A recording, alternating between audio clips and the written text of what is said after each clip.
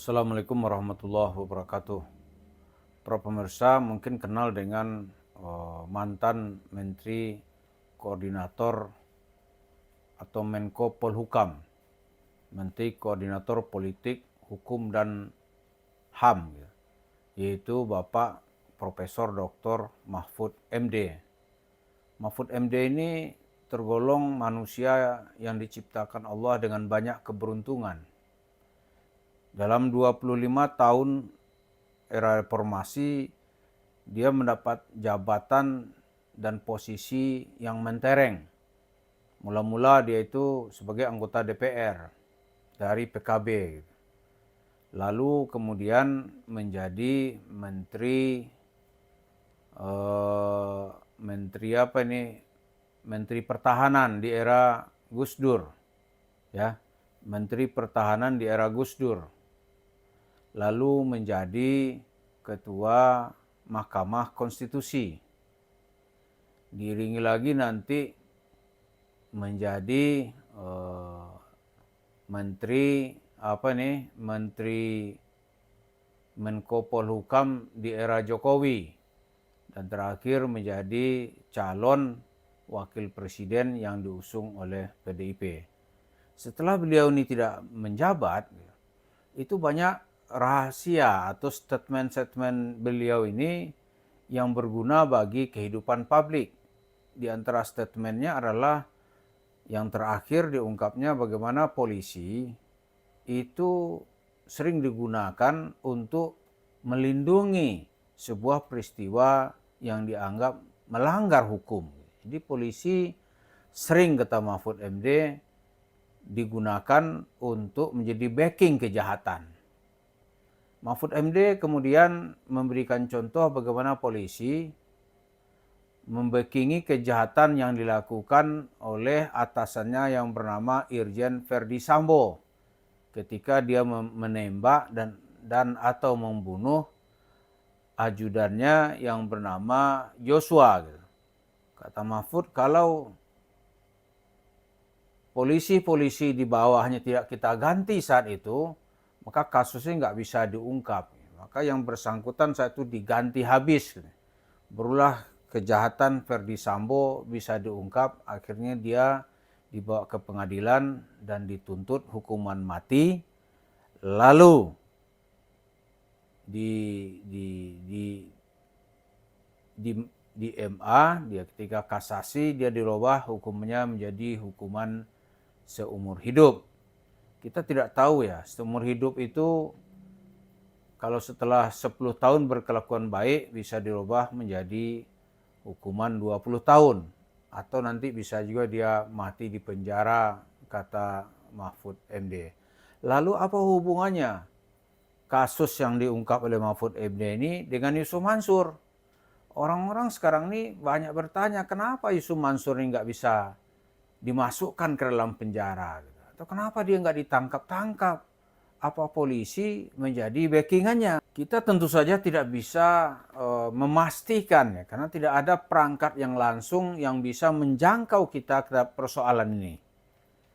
Tapi yang jelas ada oknum polisi membacking kejahatan seperti yang diungkap oleh Mahfud MD tadi, itu sebuah fakta ya.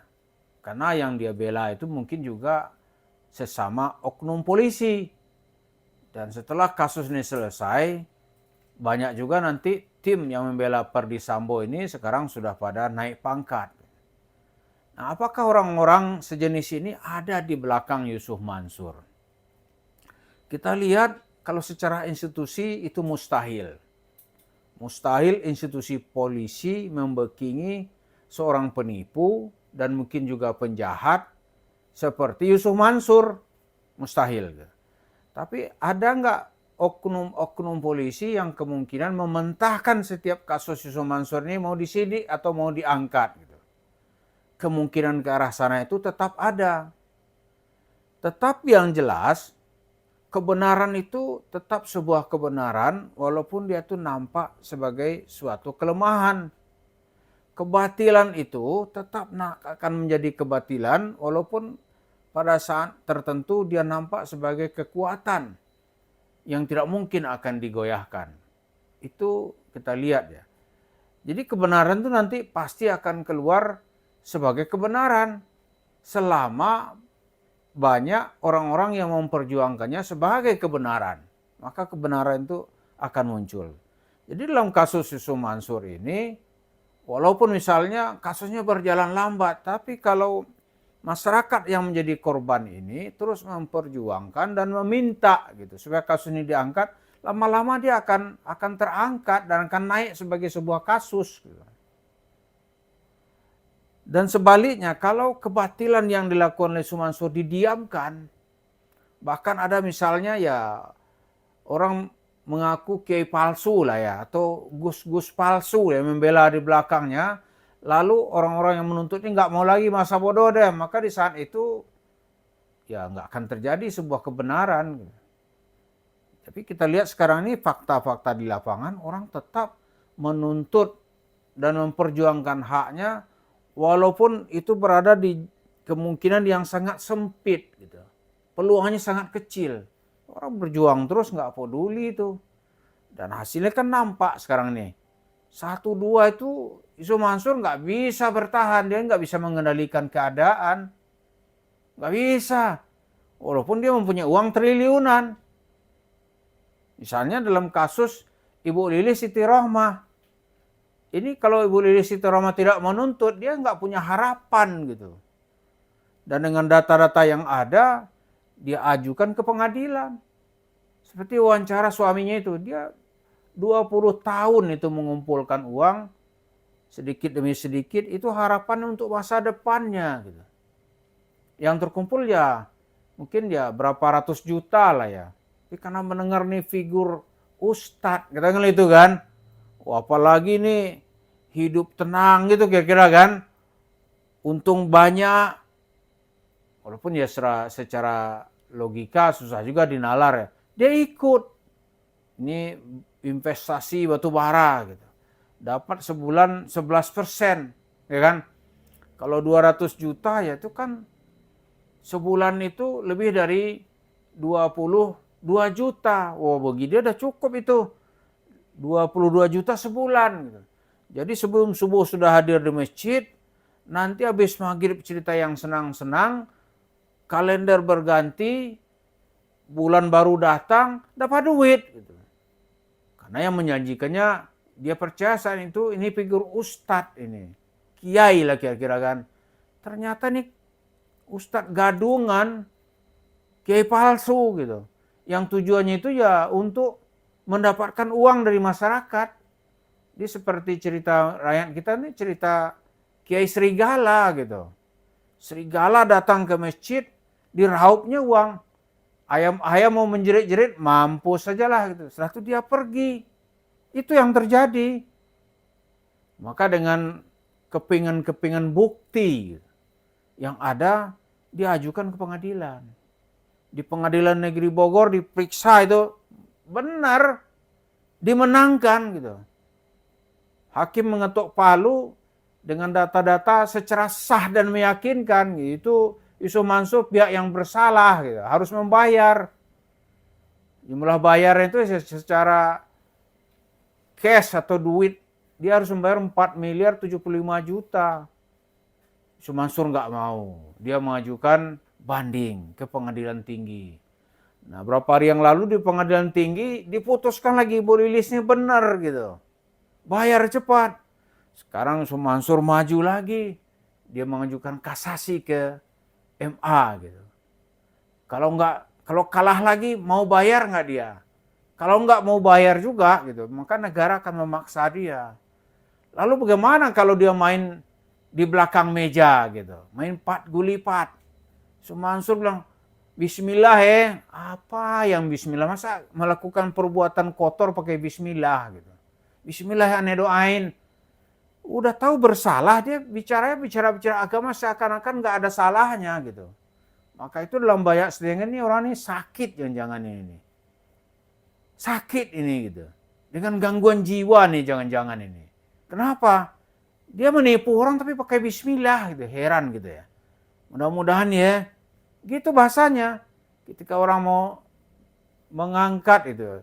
Ya udah kalau nggak dapat kita seperti Pak Kholik dia bilang, yaudah di akhirat kita selesaikan.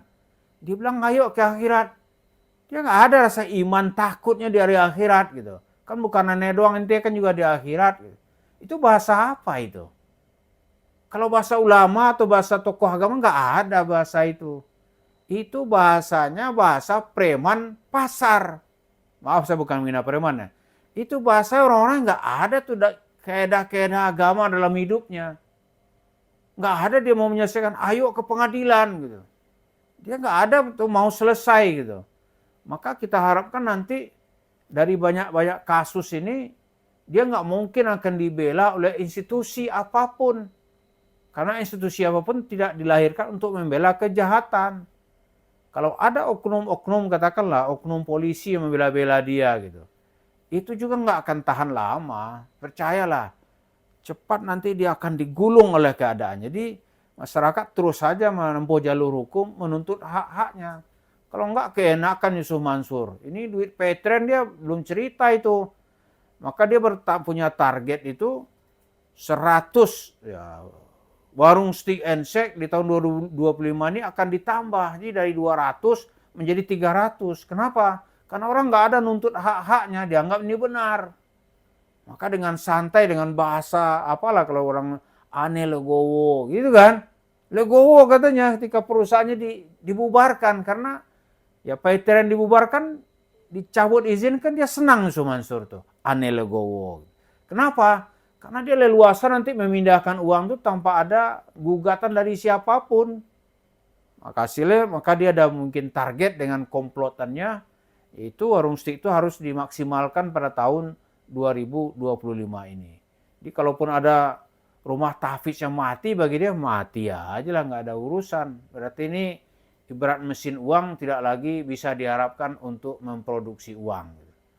Demikian kita lihat bagaimana orang ini telah memperkosa nilai-nilai keadilan, menginjak-ninjak kemanusiaan, dan tidak ada kasihan kepada korban-korbannya. Inilah yang disebut dengan Dracula berbaju ulama. Terima kasih. Assalamualaikum warahmatullahi wabarakatuh.